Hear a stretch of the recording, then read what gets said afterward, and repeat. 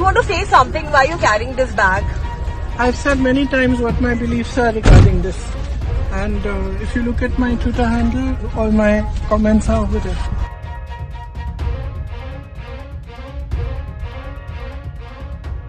प्रियंका गांधी के सांसद बनने के बाद कांग्रेस सांसदों के प्रदर्शन में एक चलन देखने को मिला, बैग का चलन। पहले प्रियंका गांधी ने पार्टी सांसदों के साथ संसद परिसर के बाहर मोदी अडानी को लेकर प्रदर्शन किया। अब प्रियंका गांधी संसद में फिलिस्तीन का बैग लेकर ले जाती नजर आई।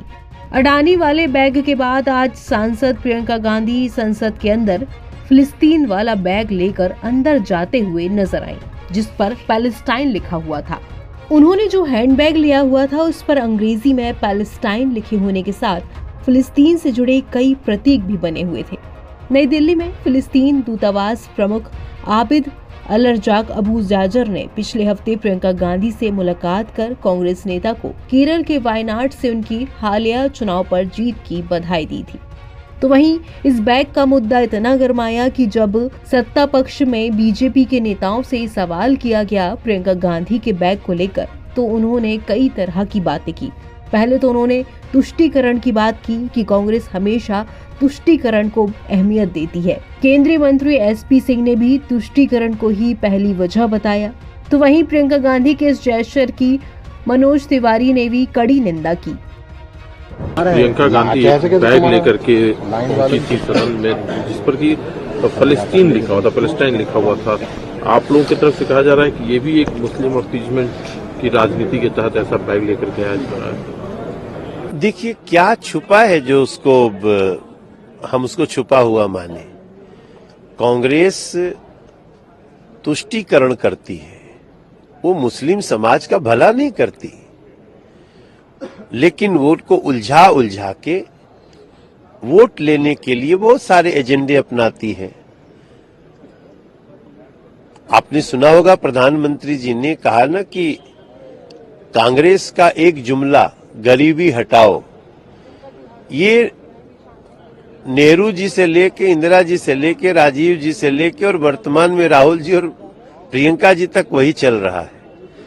तो इन लोगों का देश के लोगों को बांट बांट करके देखना, प्यार भी बांट बांट के करना है, समर्थन भी बांट बांट के करना है, और ये देश की जनता अब जान चुकी है। नेतृत्व की नकल, सेलिब्रिटीज की नकल, उनके चलने की, उनके पहनने की, उनके खाने की, उनकी बोलने के लहजे की हमेशा जनता करती है।